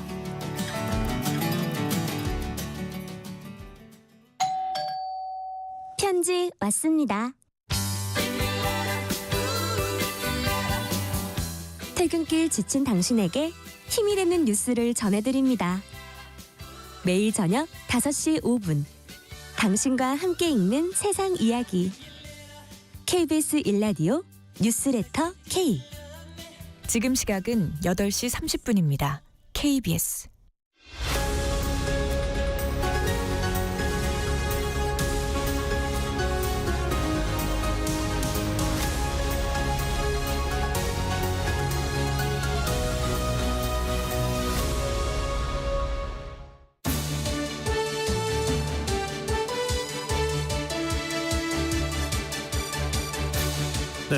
네, 제가 진행하다가 시간을 잘못 봐갖고 두 분을 먼저 보내드릴 뻔했습니다. 국회가 죄송합니다. 바쁘니까 아마 국회의원을 배려한다고 그랬던 모양입니다.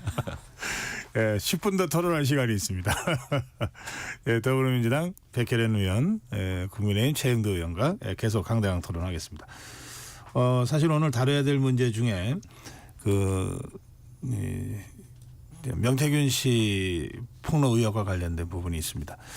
이게 주로 국민의힘 의원들이나 여권 인사들하고 주로 연관이 돼서 폭로가 됐다가 이번에는 또 야당 의원들 이름도 좀 나오기도 하고 그래서 정치권 전체가 지금 휩쓸려 들어가는 것 아닌가 이런 좀 걱정과 우려들도 있습니다만, 자 우선 이 상황에 대해서 어느 분이 먼저 토론하시겠습니까? 그 이제 최영도 의원.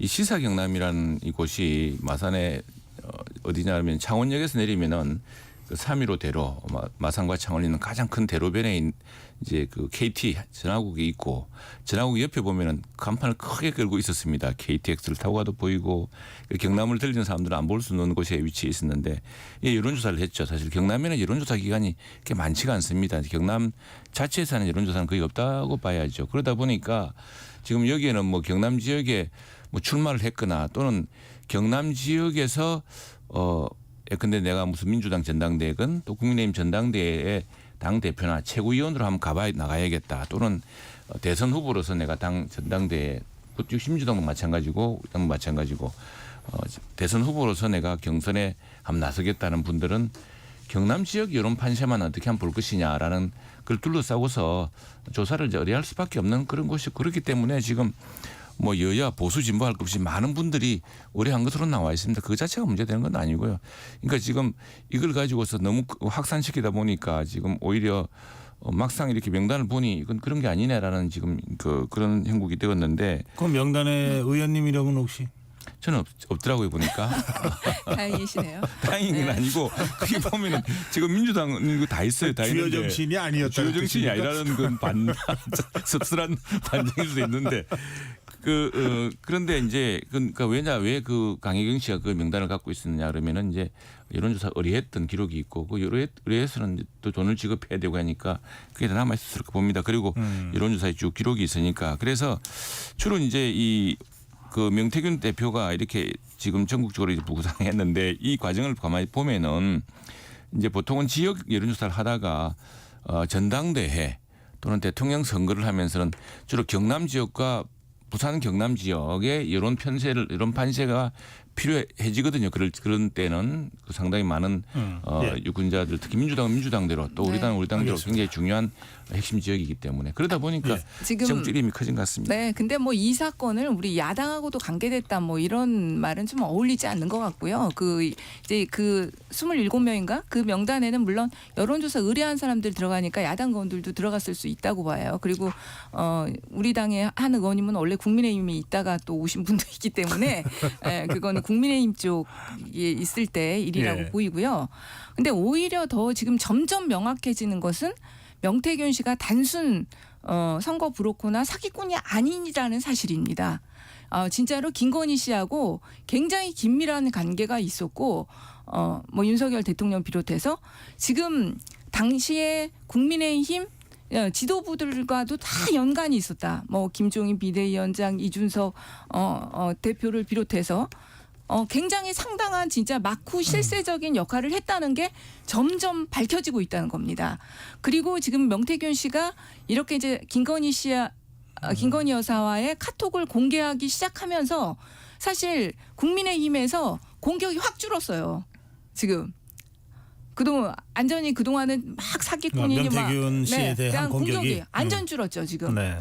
안전히 숨고르게 하고 있는 것. 김명태균 씨의 눈치를 보고 있다는 게 확연히 보입니다. 지금 이제 뭐가 나올지 모른다는 거죠. 예. 그러니까 어떻게 이 문제를 해결해야 된다고 생각하십니까? 일단은 이제 명태균 씨에 대한 수사가 진행되고 있지 않습니까?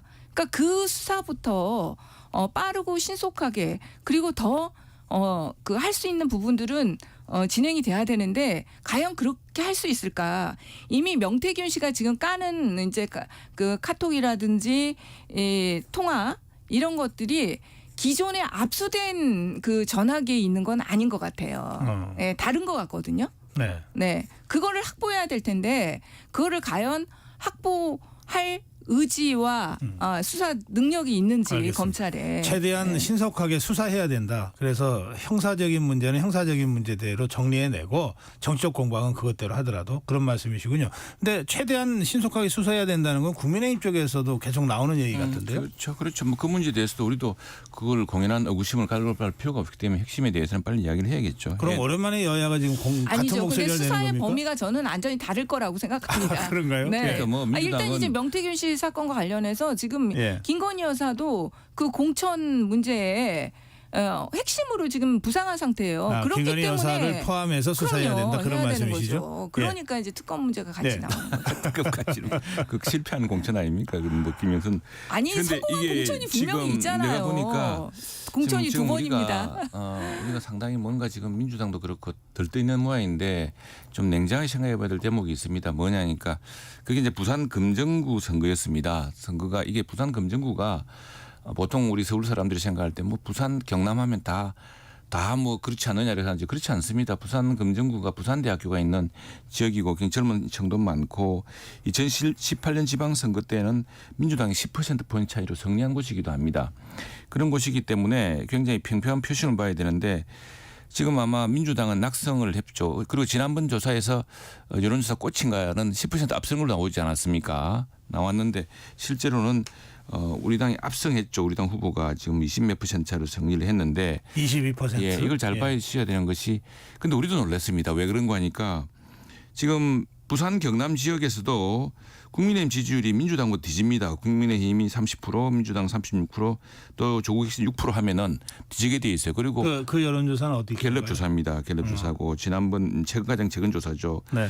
그러니까 우리 여당 지지율의 2배, 대통령 지지율의 뭐 몇 배 이렇게 지금 나와서 이겼는데 이게 뭐냐니까 지금 우리는 국회에서 이렇게 정치적으로 공방하고 있지만 국민들이 보는 건 또 다르다. 그래서 이 문제에 대해서 지금 뭐 들떠서 뭘 막 이야기하지만 지금 이 사태가 어디로 갈지 종말 어디로 갈지 잘 지켜보셔야 되고요. 그거는 내용 없는 것을 가지고 오래 가기는 힘듭니다. 부산 금정구 선거를 여기에서 아니 왜냐하면은 거론하시는 이유가 저는 전혀 틀리는데 부산 금정구는 이번에 전체 민심하고는 저는 상당 부분 달랐다고 봅니다.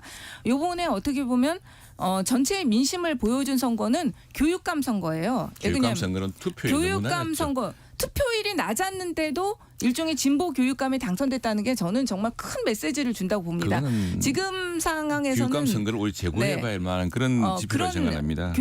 투표율이 낮을수록 어떻게 보면 우리 이 더불어민주당에는 불리하고 진보 쪽에는 불리하다는 게 그동안 정설이거든요. 근데 네. 그런 낮은 투표율이 됐다는 거고 부산 금정은 그렇기 때문에 어떻게 보면 경상도 쪽의 분들 같은 경우는 더 보수 쪽 분들이 굉장한 이기감을 느꼈다고 봐요. 그래서 이제 결집한 알겠습니다. 부분은 분명히 있겠죠.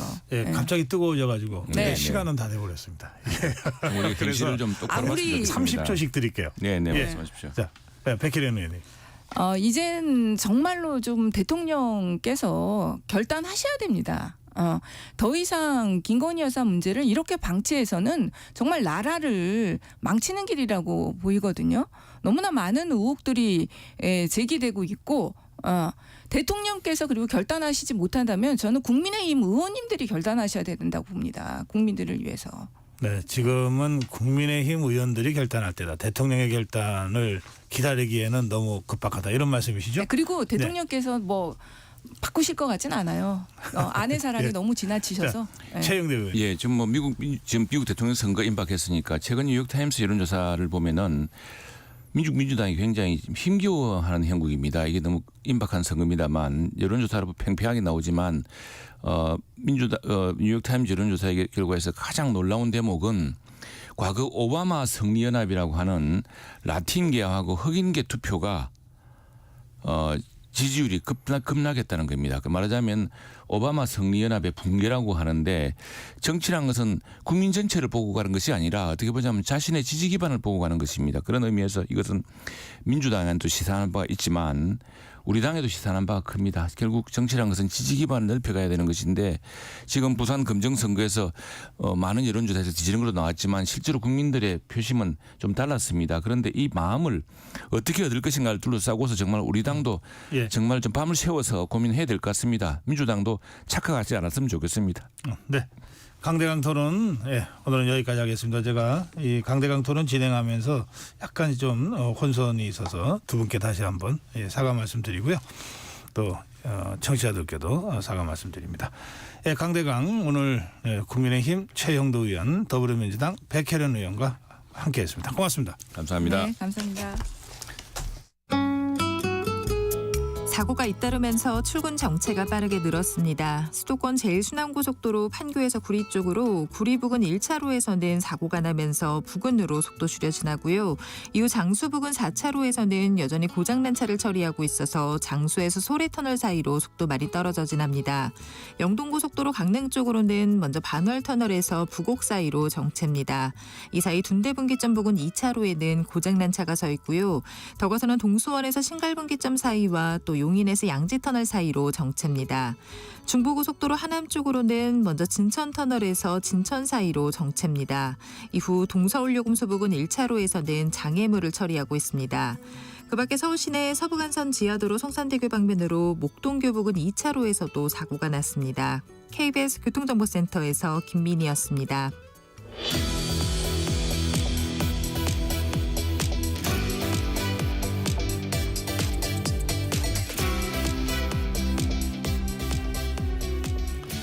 네, 북한이 우크라이나와 전쟁을 벌이고 있는 러시아에 군 병력을 보내고 있다는 보도가 계속 나오고 있습니다. 우리 정부는 북한군이 즉각 철수해야 한다 이렇게 주장하고 있습니다. 주한 러시아 대사를 초치해서 강력한 항의를 하기도 했습니다.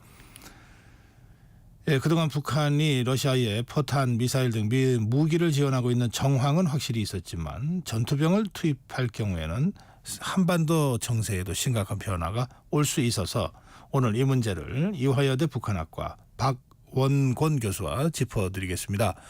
전화 연결하겠습니다. 교수님 안녕하세요. 네, 안녕하세요. 네, 지금 그 북한병의 러시아 파병 이거 우리는 그렇게 주장하고 있잖아요. 그리고 여러 가지 근거와 증거들을 제시하고 있는데 또 우크라이나도 그렇게 주장하는데 다른 나라는 아직 그 인정을 안 하고 있는 것 같습니다. 또 조심스러워하는 것 같은데 교수님 어떻게 보십니까? 뭐 그렇습니다. 우리 국가정보원이 발표를 했죠. 그러면서 명확하게 8일부터 13일까지 러시아 해군 수송함을 통해서 북한 특수부대가 러시아 지역으로 수송이 되었다라고 얘기를 해서 현재까지 1,500명 정도가 러시아 블라디보스토크로 가서 훈련을 받고 있는 것으로 보인다. 그리고 정확한 숫자가 나온 것 같습니다. 1,500명은 갈 것은 분명해 보이고 이제 다만 앞으로 얼마만큼 더 갈 것인지의 문제 그리고 그들이 훈련을 받고 있는데 그 훈련이 어떤 용도고 진짜 실질적으로 전선에 투입이 될 수 있을지 여부 이런 부분들은 조금 불확실한 부분이 있는 것이죠. 네, 우리 국정원이 발표를 했으니까 우리는 이게 사실이라고 믿고 얘기를 할 수 있을 것 같은데요. 예. 그러나 북한이나 러시아가 이거를 부인하는 것은 또 이해가 돼요. 왜 부인하는지는 대충 이해가 됩니다. 그런데 미국이나 서방 국가들이 굉장히 신중하게 반응을 보이는 것은 왜 그렇습니까? 백악관에서 입장이 계속 나오는데요. 네. 아마 조만간에 입장을 밝히겠다라고 얘기를 했습니다. 그러면서 여전히 조사 중이다라고 얘기를 했는데 제 판단에 유럽과 미국이 고민하고 있는 것은 병력이 1,500명 그 현재 러시아로 넘어가서 훈련을 받고 있다라는 것은 다 확인을 했을 겁니다. 왜냐하면 이 정보 확인 과정에서 미국과도 같이 협력을 한 것으로 알려져 있거든요. 네. 다만 미국에서 유럽도 비슷합니다만 고민이 이게 과연 북한군이 실전에 바로 투입될 것인가 이제 그 부분을 좀 고민하고 있는 것 같아요.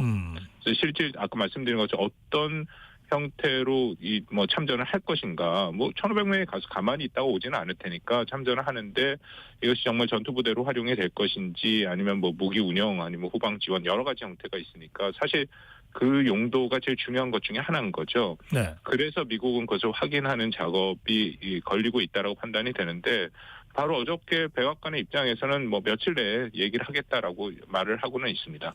네, 교수님 그러면 예. 북한 병들이 어떻게 그 활용될 거라고 예상하십니까? 가장 가능성이 높은 시나리오요. 일단 뭐 1,500명 정도 우리 그 국정원의 발표를 보면 1,500명 정도가 갔고 특히 그냥 간 것이 아니라 이게 뭐 폭풍군단이라고 불리는 특수부대 요원으로 알려졌지 않습니까? 네. 특수부대 요원은 당연히 전투병력입니다. 그것도 가장 최전선에서 특수작전을 감당하는 전투부대이기 때문에 뭐 후방 지원이나 공병이나 아니면 무기체계를 뭐 북한이 이미 다수의 무기를 러시아에 공급을 했기 때문에 그것을 운영하는 뭐 그것을 교육하는 그런 인원으로 볼 수는 없고요. 네. 다만 1,500명이라는 숫자는 아직은 좀 부족하고 연 단위로 얼마나 더 갈 것인지 이제 그리고 어디에 배치될 것인지 그런 부분들이 확인이 돼야 사실 뭐 정확하게 얘기를 할 수 있을 것 같습니다. 네. 지금 교수님 말씀하신 확인된 수준에서는 1,500명의 폭풍군단 특수병들이다 이렇게 말씀하셨잖아요. 예. 이 특수전 부대가 어떤 그 부대입니까? 북한의 그 특수전 부대. 북한의 특수전 부대가 이제 폭풍군단이라는 이름으로 불리는데 11군단입니다. 이 11군단의 모체는 뭐 1968년 1.2 청와대 습격 사건이 있지 않았습니까? 네, 네. 김신조 일당 내려왔던. 예. 네. 그때가 북한의 1, 2, 4부대인데 1969년에 이 부대를 중심으로 특수 8군단이 만들어집니다. 네. 이 특수 8군단이 확장돼서 만들어진 것이 11군단 폭풍군단이고요. 우리도 이 특수전 사령부가 있지 않습니까? 특전사. 네. 뭐 성격은 비슷합니다만 규모는 훨씬 큰 거로 알려져 있고요. 그 산하에 경보병 여단이 있고 한국 육전단이 있고 저격 여단. 인원은 한 4만에서 8만 명 정도로 이렇게 추정이 됩니다. 최정예 병력으로 보시면 되겠죠. 하고 있는 것은 비슷합니다. 후방 침투부터 시작해서 전방의 통로를 뚫는 일들, 우리 특수부대랑 하는 비슷한 일들을 임무로 부여받고 있죠. 네. 예, 어떤 군 전문가는 이렇게 말씀하시더라고요. 특수전 폭풍군단 특수전 부대 북한에 이거는 네. 그냥 군인이 아니다. 악귀와 같은 존재들이다. 이거 간단하게 보고서는 안 된다. 이런 말씀을 하시던데요. 글쎄 뭐 정신력으로만 놓고 얘기를 해서 모든 게 될 거라고 저는 사실 판단은 안 합니다. 왜냐하면 정신력이 뭐 당연히 중요하죠. 그렇지만 특수부대일수록 얼마만큼 장비가 잘 갖춰지고 훈련이 잘 되고 있고 특히 그것을 지원할 수 있는 후방 병력들, 후방의 전투체계가 얼마나 잘 돼 있느냐가 그 특수부대의 임무 성과를 결정을 하거든요. 네. 물론 이거는 제가 말하는 건 한국을 비롯해서 자유민주주의 국가가 사실상 전쟁 환경에서 승리를 하기 위한 것이고 북한은 뭐 권위주의 국가는 그렇게 안 하죠. 뭐 표현이 거칩니다만 총알바지로 활용할 가능성도 있거든요. 인명피해가 대규모로 나더라도. 예. 그런 면에서는 방금 말씀하신 분의 분석이 맞겠죠. 그런 식으로 정신을 무장시켜야 뭐 표현을 그렇습니다만 사지나 오지에 뭐 보낼 수 있는 그런 부분이니까. 예. 그것은 이번에도 우려가 되는 게 일부 뭐 국내 언론에서 나왔습니다만 과연 북한군이 얼마만큼 제대로 훈련을 받고 말씀드린 그런 지원을 받으면서 전장에 투입이 될 것이냐. 네. 이미 러시아군도 우크라이나 전쟁에서 제대로 훈련받지 못한 그런 뭐 훈련 조금 받고 한 그런 병들부터 전방에 투입이 됨으로써 대규모 지금 인명 피해가 나오고 있거든요. 아하, 예. 혹시 그런 쪽에 걱정이 되지 그런 쪽으로 또 북한군이 투입이 되지 않을까. 네. 이게 이번 그 러시아 우크라이나 전쟁은 사실 거의 2차 세계대전 수준의 진지전이고 포병전입니다. 아, 그래요? 진지를 예. 파고 있고 거기서 포를 쏴서 상대편을 공격하기 때문에 만약에 거기서 상대편 진지를 점령하기 위해서는 대규모 피해가 발생할 수밖에 없거든요. 네. 굉장히 인명피해가 큰고 그만큼 병력이 많이 필요한 거고 그래서 저는 러시아가 북한의 병력을 지원했을 가능성이 있다라고 봅니다. 러시아군이 어느 정도 좀 그 손해를 입었길래 북한군 병사까지 이렇게 데려다가 뭘 하려고 하는 걸까요? 뭐 그 정확한 그 희생자의 숫자는 밝히지 않죠. 뭐 네. 우크라이나에서 일정 수준 추정치가 나오는데 러시아는 전혀 얘기를 안 하고 있습니다. 네. 그 의미는 그만큼 피해가 크다라는 것을 얘기하고 있고 네. 말씀드린 것처럼 진지전은 포를 계속 쏴대니까 상대방 진지를 향해서 쏘는 거지 않습니까? 네. 그렇다면은 대규모 피해가 나올 수밖에 없다라는 것이고 그래서 현재는 조금 그 소강 상태긴 한데 다시금 약한 부분을 공격해 들어갈 경우에는 거기에 또 대규모 인명 피해가 발생할 수 있죠. 저는 2차 세계대전 때 그 소련의 레닌그라드 전투가 잠깐만 생각이 나는데 그때 인명 피해가 물론 거기는 뭐 일종의 총합전이어서 레닌그라드가 다 전체가 포위가 된 상태에서 전쟁을 했지만 2천만 명이 그 전쟁 하나로 죽었습니다. 네. 그 정도로 큰 희생이 있는데 뭐 지금은 그 정도 수준은 아니지만 정쟁 양태 자체는 대규모 군 병력 뭐 민간인 피해도 나옵니다. 병력 피해가 불가피한 형태로 전쟁이 알겠습니다. 진행되고 있다고 봅니다. 예, 교수님 말씀하신 대로 전쟁의 양상이 대개 기동전 양상과 진지전 양상으로 나눠진다면 실제로 그 전력 손실은 진지전 때 굉장히 더 심하게 나온다고들 하더라고요. 예, 그렇습니다. 예, 우리 6.25 전쟁 때도 보면 휴전 협상이 시작될 때부터 오히려 피해가 아주 속출했다. 왜냐하면 예. 진지 하나라도 더 뺏기 위해서 정말 예. 사력을 다할 수밖에 없었다. 이제 그런 그 역사적인 그 경험도 있습니다. 자, 이제 우리 대응을 좀 짚어봐야 되겠는데요. 지금 이게 그 북한의 실 전투 병력이 러시아에 파병된다고 하는 게 우리 한반도 안보에는 어떤 의미를 갖는 겁니까?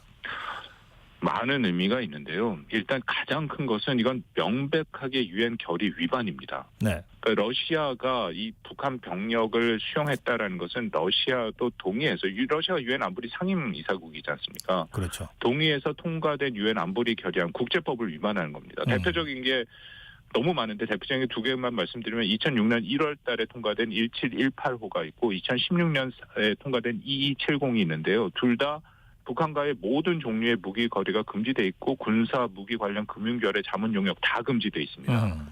그래서 당연히 북한이 러시아한테 제공하는 무기도 그건 당연히 불법이고 더불어서 군 병력을 보내는 것도 다 불법이죠. 당연히 불법이겠죠. 예, 그렇기 때문에 이것은 국제사회의 기본적인 질서 측면에서도 심각한 위협이 되는 거고 네. 한국으로 좁혀서 말씀드리면 우리한테 정말 더 큰 위협이 되는 게 다 상식적으로 생각해도 북한이 이 정도의 병력을 아무 대가 없이 보내지는 결코 아니지 않았겠습니까? 아하, 어떤 대가를 북한이 기대하고 있을까요? 그게 가장 우리로서는 우려인데 저는 1차적으로 북한의 지금 경제 상황이 매우 안 좋거든요. 네. 특히 외화 벌이를 통해서 김정은의 통치 자금을 벌어들여야 되는데 이게 중국이 협조를 하지 않습니다. 중국에 한 5만 명 이상의 그 북한 노동자들이 가 있는데 지금 다 귀국을 하라고 하고 있는 상황이거든요. 그것 때문에 북한과 중국 관계가 요즘 안 좋은 것 중에 하나죠. 네. 북한의 핵심적인 외화 벌이 수단 중에 하나가 이런 해외 노동자인데 그렇다면 좀 이거는 뭐 앞으로 정보 당국에서 좀 더 확인할 문제긴 하지만 이번에 파병은 거의 용병 수준일 가능성이 높습니다. 네. 그러니까 좀 표현이 그렇습니다만 병력당 얼마를 받을 그럴 가능성이 있는 거고요. 네. 만약 그렇지 않다 하면은 당연히 거기에 준하는 여러 가지 반대급부를 받을 가능성이 있는데 거기에는 북한이 정말 원하는 여러 가지 무기 체계들이 있거든요. 북한은 기본적으로 방공망이 없습니다. 그래서 S-400 같이 러시아에게 굉장히 비싼 방공망인데 그런 걸 제공받는다고 약속을 하거나 북한은 항공 전투력이 없죠. 그래서 완전 최신형은 아니더라도 그래도 쓸만한 전투기 미그 계열을 좀 받는다든지 네. 거기에 더불어서 한국 입장에서는 정말 이제 부담이 되는 핵에 관한 기술 이전, 여전히 북한의 또 대륙간 탄도미사일에 대한 기술 이전 그런 것들이 남아 있거든요. 그래서 우리 정부 당국이 발표한 것은 단계별로 보겠다. 근데 특히 그런 식으로 러시아가 민감한 무기 체계, 한국의 실존적 위협이 되는 무기 체계를 북한한테 제공할 경우에는 우리는 선택지를 다 열고 뭐 대응을 하겠다. 거기에는 당연히 우크라이나에 살상 무기를 제공하는 걸 포함하는 것이죠. 알겠습니다. 그래서 우리가 우크라이나에 대한 지원을 강화해도 러시아가 그런 우리한테 정말 위협이 될 수 있는 그런 최첨단 그 핵무기나 미사일 위성 관련 기술을 북한에 주지는 않을 정도로 또 이걸 또 컨트롤도 해가면서 해야 되는 어려움이 있겠군요. 그렇습니다. 그래서 메시지를 계속 발신하고 있고 어저께 NSC에서도 이제 그런 메시지가 나온 거고요. 네, 어떤 메시지가 어떻게 나왔습니까? 어저께 NSC에도 단계적으로 우리가 대응을 하겠다. 일단 뭐 이건 당연히 불법 행위다라는 것은 명백한 문제 제기를 했고 네. 우리가 이 진행 상황에 따라서 한국은 외교, 군사, 경제 조치를 하겠다라고 네. 얘기를 합니다. 그래서 앞으로 이 상대방, 그러니까 러시아와 북한이 어떤 형식으로 이것을 더 협력하는 발전 시나리오에 있다. 이거 정확하게 당국자의 표현인데 발전 시나리오에 따라서 우리의 대응 방향을 대별하고 미리 준비하고 있다. 그렇게 얘기를 했습니다. 그러니까 러시아에 대해서 우리도 이렇게 처음부터 가장 강한 조치를 할 생각은 없다. 당신들이 어떻게 하는가를 봐가면서 할 것이다. 알아서 수위 조절해라. 뭐 이런 메시지를 보냈다는 뜻입니까? 그렇습니다. 제가 판단하기에 우리가 갖고 있는 금지선 레드라인이 사실은 몇 번 뚫렸죠. 지난 6월 달에 북한과 러시아 북한이 조약을 맺었는데 그거 막았어야 되는데 우리가 못 막았던 거고요. 예. 두 번째는 이렇게 또 군 병력까지 넘어갈지를 몰랐습니다. 근데 사실은 제일 중요한 레드라인은 아직 그 러시아 확실히 넘었다는 증거는 없습니다. 그것은 방금 말씀드린 한국을 공격할 수 있는 무기체계 군사기술이죠. 네. 그렇기 때문에 한국의 입장에서는 그것을 가장 중요하게 막아야 되는 거고 현재 러시아에게 우리가 쓸 수 있는 유일하지만 또 그만큼 강력한 카드는 우크라이나의 살상 무기 지원입니다. 그런데 이 카드는 써버리면 그다음에 의미가 없거든요. 네, 네. 그래서 이 카드를 활용해서 제 판단에 우리 정부나 한국의 입장은 카드를 쓰겠다라는 것이 아니라 이것을 통해서 그런 러시아의 불법적인 북한에 대한 지원을 막겠다라는 겁니다. 알겠습니다. 그래서 공격용 무기를 그 카드로 해서 만약에 군사 지원을 강화한다면 방어용 무기 정도를 줄 수는 있다. 이렇게 이해를 해도 될까요? 그 무기 체계도 그러기 때문에 아마 단계적으로 움직일 가능성이 있습니다. 예를 들어서 155mm 포탄 같은 경우에는 이미 한국이 미국을 통해서 우회 지원을 하고 있거든요. 네네. 그러니까 이런 식으로 시작해서 우리가 갖고 있는 뭐 여러 가지 무기 체계들이 뭐 순서가 다 있습니다. 이미 얘기들이 나오고 있는데요. 그렇게 해서 하나하나 갈 수가 있다. 근데 일단 155mm까지는 저는 뭐 크게 문제가 없을 거라고 생각하는데 그 다음 단계로 넘어가는 게 매우 중요해요. 알겠습니다. 그 전에 어쨌든 러시아로 하여금 더 이상의 행보를 하지 못하도록 하는 게 중요하겠죠. 알겠습니다. 중요한 것은 우리 국가안보에 위협이 되지 않도록 어떻게 컨트롤해 갈 것이냐 이런 관점이 필요하다는 말씀이시죠? 예. 네, 오늘 말씀 잘 들었습니다. 이화여대, 감사합니다. 네, 이화여대 북한학과 박원권 교수였습니다. 네, 10월 23일 수요일 전격 시사 오늘을 여기서 마무리하고 여러분께 인사드리겠습니다. 내일 아침 7시 20분 다시 찾아뵙겠습니다. 고성국이었습니다.